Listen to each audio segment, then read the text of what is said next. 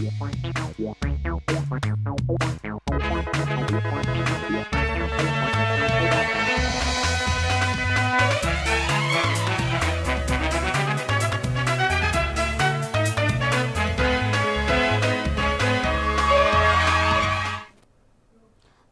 मैं हूं आपके साथ प्रिया पांडे और आप देख रहे हैं राष्ट्रीय समाचार। आइए एक नजर डालते हैं आज की हेडलाइंस पर।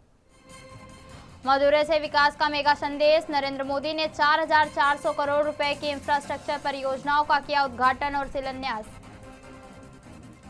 ईरान इजरायल तनाव पर भारत की चिंता। एस जयशंकर ने कूटनीतिक समाधान पर दिया जोर। भारतीयों ने कैबिनेट जारी। कराची में महाभड़काऊ। अमेरिकी वाणिज्य दूतावास पर भीड़ का धावा। पथराव आगजनी के बीच सुरक्षा बलों से खूनी झड़पें, कई चोटें। चिराग पासवान बोले, एलजेपी के 19 विधायकों की भूमिका अहम। राज्यसभा चुनाव सहित रणनीति तय करने के लिए बैठक में गहन विचार विमर्श। अलीगढ़ में स्कूल बस हादसा। फर्श टूटने से छात्रा अनन्या की मौत। चालक दौड़कर भागा। पुलिस ने पकड़कर जांच शुरू की। प्रधानमंत्री नरेंद्र मोदी ने रविवार को मदुरै दौरे के दौरान 4,400 करोड़ रुपए से अधिक के इंफ्रास्ट्रक्चर प्रोजेक्ट्स का उद्घाटन और शिलान्यास किया। उन्होंने तमिलनाडु में 8 नए अमृत भारत रेलवे स्टेशन का उद्घाटन किया और चेन्नई बीच चेन्नई एगमोर चौथी रेल लाइन को राष्ट्र को समर्पित किया। इसके साथ ही NH 3328 के मरकन्नम पंडुचेरी सेक्शन और NH 87 के परमकुंडी रामनाथपुरम सेक्शन की 4 लाइनिंग की आधारशिला भी रखी। पीएम ने कुंभकोणम, येरकोड और वेल्लोर में 3 नए आकाशवाणी FM रिले ट्रांसमीटर का भी उद्घाटन किया।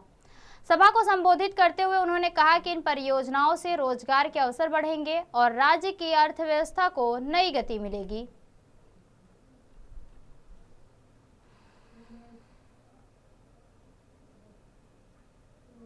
ईरान पर अमेरिका और इजरायल के संयुक्त हमले के बाद मध्य पूर्व में बढ़ते तनाव पर भारत ने गहरी चिंता जताते हुए सभी पक्षों से संयम धाराओं और बातचीत के जरिए समाधान निकालने की अपील की है। विदेश मंत्रालय ने कहा कि क्षेत्र में सीमित घटनाएं चिंताजनक हैं और सभी देशों की संप्रभुता और क्षेत्रीय अखंडता का सम्मान किया जाना चाहिए।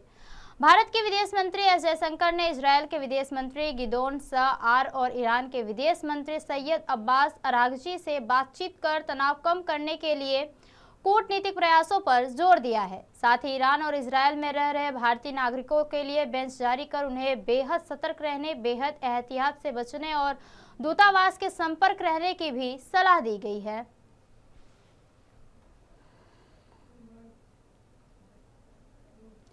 कराची में ईरान पर अमेरिका और इजरायल के हमलों के विरोध में प्रदर्शन उग्र हो गए हैं, जहां गुस्से में आए प्रदर्शनकारियों ने अमेरिकी वाणिज्य दूतावास में घुसने की कोशिश की और परिसर पर पथराव किया। स्थिति को नियंत्रित करने के लिए पुलिस और रेंजर्स ने आंसू गैस के गोले दागे और भीड़ को पीछे हटाया। झड़पों में कई लोग घायल हुए, जिनमें कुछ की हालत गंभीर बताई जा रही है। अभियोजन पर कराची के अतिरिक्त IG आजाद खान भी पहुंचे। वहीं खामनेई की मौत की खबरों के बाद विरोध और भी भड़क गया है। कराची में अमेरिकी मिशन के बाहर तोड़फोड़ और आगजनी की घटनाएं सामने आई हैं। इसके अलावा POCK में संयुक्त राष्ट्र कार्यालय में भी आग लग जाने की सूचना मिली है। सुरक्षा बलों और प्रदर्शनकारियों के बीच हुई हिंसक झड़पों में कई लोगों के हताहत होने की खबर मिली है।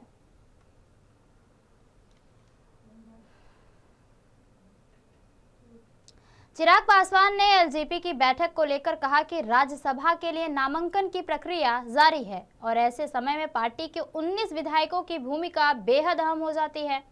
उन्होंने बताया कि इस मुद्दे पर गठबंधन के भीतर बातचीत चल रही है और सभी विधायकों के साथ विचार विमर्श कर पार्टी अपने आगे की रणनीति तय करेगी। पासवान ने संकेत दिया कि आगामी बैठकों में राज्यसभा चुनाव सहित कई महत्वपूर्ण विषयों पर विस्तार से चर्चा की जाएगी, ताकि संगठन एकजुट होकर ठोस निर्णय ले सके। नहीं, ये तो निरंतर प्रक्रिया का हिस्सा है। विधायकों के साथ सदन में जिस तरीके से विधानसभा का सत्र चला, उसमें सबका क्या अनुभव रहा। अधिकांश पहली बार विधानसभा में पार्टी का पक्ष रखने का काम कर रहे थे, तो सदन की कार्यवाही में किस तरीके से क्या उनका एक्सपीरियंस रहा, ये तमाम बातें साझा करने के लिए स्वाभाविक है आने वाले दिनों में राजनीतिक दृष्टि से भी कई रणनीतियां बनाने की जरूरत है। राज्यसभा के लिए नामांकन की प्रक्रिया चल रही है। ऐसे में हम लोगों के 19 विधायकों की भी एक अहम भूमिका है। उसको लेकर भी गठबंधन के भीतर जो बातचीत हो रही है वो तमाम विधायकों के साथ उसको भी साझा कर पार्टी भी अपनी रणनीति बनाकर आगे चले। तो ये कई ऐसे विषय हैं जिसको लेकर आज तमाम विधायक बैठेंगे। नहीं, ये तो निरंतर प्रक्रिया का हिस्सा है विधायकों के साथ। अलीगढ़ के ढोलना इलाके में शनिवार को दिल दहला देने वाला हादसा सामने आया, जहां स्कूल बस से कुचलकर छात्रा अनन्या की मौत हो गई। वह अपने भाई के साथ बस से घर लौट रही थी, तभी रास्ते में बस के फर्श की लोहे की चादर टूट गई और वह सीधे पहिए के नीचे गिर गई। भाई के शोर मचाने पर ड्राइवर ने बस रोककर देखा तो कुचलने से बच्ची की मौत हो चुकी थी। आरोप है कि चालक ने घटना छुपाने की धमकी दी और बस लेकर दौड़ने की कोशिश की, जिसे देहरादून ने करीब 2 किलोमीटर पीछा कर पकड़ लिया। सूचना पर पहुंची पुलिस ने शव को पोस्टमार्टम के लिए भेज दिया है और जांच भी शुरू कर दी है।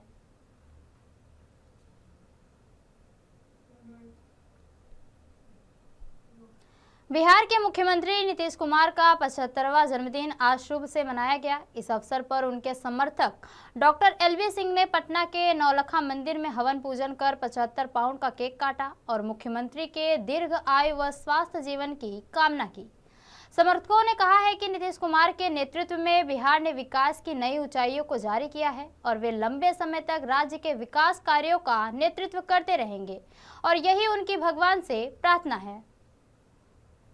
खबरों में आगे बढ़ते हैं और अगली खबर दाहोद से। दाहोद की रेलवे कॉलोनी स्थित स्पोर्ट्स ग्राउंड में आदिवासी संस्कृति का अद्भुत नजारा देखने को मिला, जहां भील समाज सुधारना मंडल द्वारा परंपरागत ढोल मेले का भव्य आयोजन किया गया। आदिवासी बाहुल्य जिले दाहोद में होली पर्व का विशेष महत्व है और इसी उत्साह के बीच पिछले 18 वर्षों से आयोजित हो रहा यह ढोल मेला एक बार फिर से परंपरा और संस्कृति का सशक्त संदेश देता नजर आया। पुराने समय में संदेश पहुंचाने के माध्यम रहे ढोल की परंपरा को नई पीढ़ी तक पहुंचाने के उद्देश्य से आयोजित इस मेले में सांसद जसवंत सिंह भाभोर, विधायक कन्हैया लाल किशोरी, जिला पंचायत प्रमुख पर्वत सिंह दामोर सहित कई गणमान्य लोग उपस्थित रहे। इस कार्यक्रम को लेकर हमारे संवाददाता ने कार्यक्रम के आयोजनकर्ता से सीधे बातचीत की, सुनिए। आज हम दाहोद के रेलवे कॉलोनी स्पोर्ट ग्राउंड में आए हैं, जहां पर ढोल मेला का आयोजन किया गया है, जैसा कि आप दृश्य में देख सकते हैं। और आपको मैं बताना चाहता हूं कि ये 18वां ढोल मेला है। भील समाज सुधारना मंडल द्वारा 18वां ढोल मेला है और हम अभी बात करेंगे इस मेले के आयोजक से। जी, आपका नाम और आप बताएं कि ये मेला आयोजन करने का उद्देश्य क्या है। मेरा नाम नगर सिंह कसना भाई पलास है। मैं ये दाहोद जिला का खजूरिया नाम के गांव का वतनी हूँ। मैं रिटायर्ड पुलिस अधीक्षक हूँ, मतलब कि एसपी हूँ। ये 1984 में भील समाज सुधारना मंडल की रचना करी थी, रजिस्ट्रेशन किया था। वो आदिवासियों में रहता कुरिवाज दूर करने के लिए ये बनाया गया था, लेकिन कुरिवाज बंद हो गए हैं। लेकिन इनके साथ साथ आदिवासी जो कल्चर है, आदिवासी का जो रीति रिवाज है, धीरे धीरे क्रमशः लुप्त हो रहे थे। तो वो बचाने के लिए ये आदिवासियों का संस्कृति का मेन जो वाजिंद्र है, ये ढोल है, बड़ा ढोल है। ये आदिवासी बजाते हैं होली के टाइम पे, धुलेटी के टाइम पे, या तो शिवरात्रि का दिन, या तो और कोई वास्ता हो, या तो कोई त्यौहार हो, इनमें ये बजाते हैं और नाचते हैं, दारू पी पी के नाचते हैं। तो मैंने ऐसा सोचा कि अपनी संस्कृति रहना चाहिए। पहला ऐसे कई चीज़ें ऐसी है कि जो बंद हो गया है, जैसे एक बंसरी जो अपने हिंदी में बोलते बंसरी, पहले बहुत बजाते थे आदिवासियों। यहाँ मेला आता था जन्माष्टमी में तो पूरा सड़कें भरे रहती थी। इनकी जगह पे अभी एक भी बांसुरी नहीं बजती है। और पावा जो होता था वो पण बंद हो गया। गोफन थी वो बंद हो, ऐसे कई चीज़ें बंद हो गई। तीर कामठा जो था, तीर कमान बोलते हैं, वो भी बंद हो गया। अभी किसी ने तो बाजार में आते थे यहाँ तो तीर कामठा लेके आते थे आदिवासी। अच्छे आदिवासी भी उनके पास कुछ नहीं है। कोई चोर आ जाता है, कोई सांप आते तो डंडा ढूंढने के लिए उन्हें घूमना पड़ता है खेत में वगैरह। ऐसे हो गया। इनके लिए मैंने ये सोचा कि ये अपना जो ढोल है आदिवासी संस्कृति का प्रतीक है, उनको बचाना चाहिए।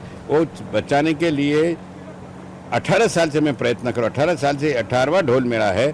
हर एक इकट्ठे होते हैं, उनको हर एक को इनाम देते हैं, नगद में इनाम देते हैं, खाना खिलाते हैं और उनको भाषण भूषण करते हैं और आते हैं यहाँ। पहले आज ये जो ढोल मेला था इसमें कितने लोग आए थे? 250 से ऊपर लोग आए थे, हर एक को इनाम दिया। अभी शाम को 5 बजे और हमने पुनः किया, 1 बाय 1 का व्यक्तिगत उनको हर एक को नगद इनाम दिया। जैसा कि आप बता रहे हैं कि आदिवासी जो परंपराएं हैं पुरानी वो लुप्त होती जा रही हैं डीजे के आने से, और आपके वाजेंद्र जो है ढोल है ये सब लुप्त होते जा रहे हैं। तो इसके लिए आप और क्या ऐसा करेंगे कि ये चीजें वापस से शुरू हो और लोग बाग इसको करना शुरू करें? बात सही है, लुप्त हो जा रही है। जो पहले आदिवासी शादी करते थे, ढोल बजाते थे, छोटा ढोल बजाते, कुंडी बजाते थे, थाली बजाते, सरनाई बजाते, सरनाई जो हिंदी में बोलते सरनाई बोलते, वो बजाते थे। अभी वो बहुत कम हो गया है और उनको नाचने नहीं आता है। पहले आदिवासी उनका चाला के मुताबिक अलग अलग ढाल से 8-10 स्टाइल से नाचते थे। वहाँ बुढ़े नाचते थे, बहू नाचते थे, जवान छोकरे नाचते थे, लड़कियां नाचते थे। इनकी जगह पे कोई किनो नाचने भी नहीं आता है और सब खत्म हो गया है।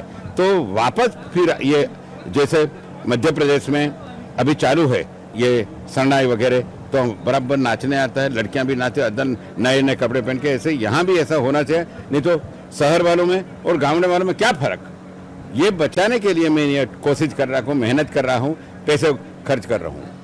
तो आपने देखा कि ढोल आयोजक नगर सिंह पलाश जी का कहना है कि जो आदिवासी संस्कृति लुप्त होती जा रही है उसको ये बचाना चाहते हैं, इसीलिए हर साल ढोल मेले का आयोजन करते हैं। नागेश्वर सेन, राष्ट्रीय समाचार, दाहोद। बारडोली तालुका के बाबेन गांव में बोर्ड परीक्षा के दौरान एक दुखद घटना सामने आई। बाबेन के गोपाल नगर इलाके में रहने वाली 12वीं कक्षा की छात्रा खुशी शिवराम पाटिल द्वारा आत्महत्या करने का मामला सामने आया। जानकारी के मुताबिक उसका केमिस्ट्री का पेपर था। छात्र इस साल दूसरी बार बोर्ड का परीक्षा दे रही थी। केमिस्ट्री का पेपर खराब होने पर वह काफी उदास हो गई थी। प्रारंभिक जांच में पता चला कि परीक्षा परिणाम की चिंता में उसने यह कदम उठाया। घटना बाबेन गांव के गोपाल नगर इलाके में स्थित उनके आवास पर हुई, जहां खुशी ने अपने घर में पंखे से दुपट्टा बांधकर आत्महत्या कर ली। घटना की जानकारी हुई तो स्थानीय लोग और परिवार पर दुख छा गया। घटना की जानकारी होने पर पुलिस मौके पर पहुंची और आगे की जांच में जुट गई है।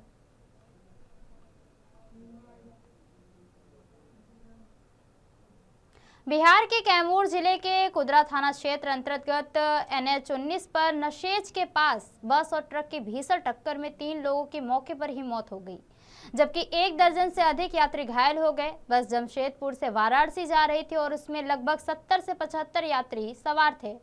प्रत्यक्षदर्शियों के अनुसार बस एक होटल पर चाय पीने के बाद करीब 3 किलोमीटर आगे बढ़ी रही थी कि विपरीत दिशा से आ रहा एक ट्रक डिवाइडर के पास बस की लेन में घुस गया और जोरदार टक्कर मार दी। मृतकों में वाराणसी के चितईपुर थाना क्षेत्र निवासी दीपक पटेल की 9 वर्षीय पुत्री दक्षिता कुमारी और अरुण कुमार की पत्नी आभा रानी की पहचान हुई है, जबकि एक शव की शिनाख्यात अभी नहीं हो सकी है। घायलों में पश्चिम बंगाल, पटना और रांची के यात्री भी शामिल हैं।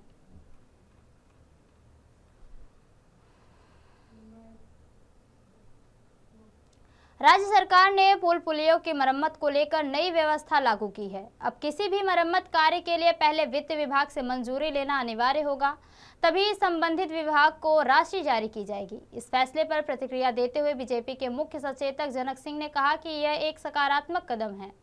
उनका कहना है कि सरकारी पैसा कहां और किस काम में खर्च हो रहा है, इसकी स्पष्ट जानकारी और वित्त विभाग की स्वीकृति जरूरी है। साथ ही उन्होंने विपक्ष के उस आरोप को भी भ्रामक बताया जिसमें कहा जा रहा है कि सरकार का खजाना खाली हो गया है। वहीं विपक्ष ने इस निर्णय पर सवाल उठाए हैं। भाकपा माले विधायक संदीप सौरभ ने आरोप लगाया कि सरकार धन की कमी को छिपाने के लिए नई प्रक्रिया लागू कर रही है। उनका कहना है कि चाहे किसी भी विभाग से मंजूरी ली जाए, वास्तविकता समस्या संसाधनों की कमी है।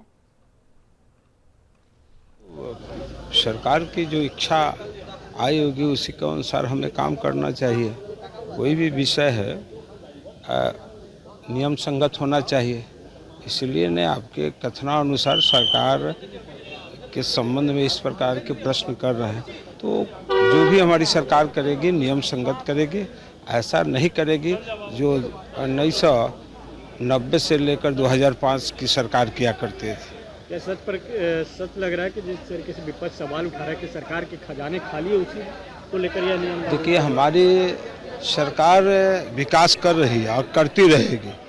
ये सब प्रश्न वही ला रहे हैं जिन्होंने सरकार की खजाने को 1990 से लेकर 2005 तक लूटने का काम किया। हम तो विकास कर रहे हैं, हर गली में, हर खेत में, हर खलिहान में, हर विद्यालय में, हर महाविद्यालय, हर संस्थान में हम विकास कर रहे हैं। कहीं ऐसा है नहीं कि नहीं कर रहे हैं। आज कितने जैसे होता नहीं था कि छू मंतर ना, तो वही आधार पर अब देखिए तुरंत यहाँ घर जाना है, विधानसभा भी हम लोग कर लेते हैं। यह है कि अगर 1 करोड़ से ज़्यादा खर्चा होगा अगर पुल पुलिया के मरम्मत में, तो वित्त विभाग से मंजूरी लेना होगा, तभी इस तरीके से। तो ठीक है, वित्त विभाग से मंजूरी लेकर करवावे। जितने बिहार में पुल पुलिया क्षतिग्रस्त हो रहे हैं, तो दिख रहा है कि उसके बनने में कितना करप्शन हुआ है, तो उस पर भी कार्रवाई सरकार करे। क्या इस तरीके से जो आप लोग आरोप लगा रहे हैं कि खजाने खाली है, उसी की वजह से इस तरीके नहीं, खजाने तो खाली हैं, सरकार के खजाने खाली हैं। सब पैसा चुनाव में झोंक दिया गया है, और चुनाव में बंदरबाट जिस तरीके से पैसे का हुआ है सब लोग जानते हैं। खजाना तो खाली। ये तो सरकार की जो इच्छा आई होगी उसी के अनुसार हमें काम करना चाहिए। कोई भी विषय है नियम। पश्चिम जिला साइबर सेल ने देशव्यापी अभियान चलाते हुए साइबर ठगी के खिलाफ बड़ी कार्रवाई में 27 आरोपियों को गिरफ्तार किया है। सप्ताह भर चले इस ऑपरेशन के तहत पुलिस ने 11 राज्यों जम्मू कश्मीर, पंजाब, उत्तराखंड, उत्तर प्रदेश, दिल्ली, मध्य प्रदेश, राजस्थान, महाराष्ट्र, बिहार और पश्चिम बंगाल में एक साथ छापेमारी कर करीब 10 बड़े मामलों का खुलासा किया है। जांच में 1.5 करोड़ रुपए से अधिक की ठगी सामने आई है, जबकि आरोपियों के बैंक खातों में लगभग 13.91 करोड़ के रुपए के संदिग्ध लेन देन का भी पता चला है। जिला पुलिस उपायुक्त दरादे शरद भास्कर के अनुसार तकनीकी विश्लेषण के आधार पर आरोपियों की पहचान कर दबिश दी गई। गिरफ्तार आरोपियों पर निवेश ठगी, एपीके फाइल फ्रॉड, व्हाट्सएप और इंस्टाग्राम के जरिए धोखाधड़ी तथा क्रेडिट कार्ड जालसाजी जैसे अपराधों में संलिप्त होने का आरोप है। पुलिस ने उनके कब्जे से 25 mobile phone, 28 SIM card, 20 banking card और 1 पीओएस मशीन, बाइक तथा कई बैंक दस्तावेज भी बरामद किए हैं। तो ये थी अब तक की खास खबरें, और खबरों के लिए बने रहिए राष्ट्रीय समाचार के साथ। तब तक के लिए नमस्कार।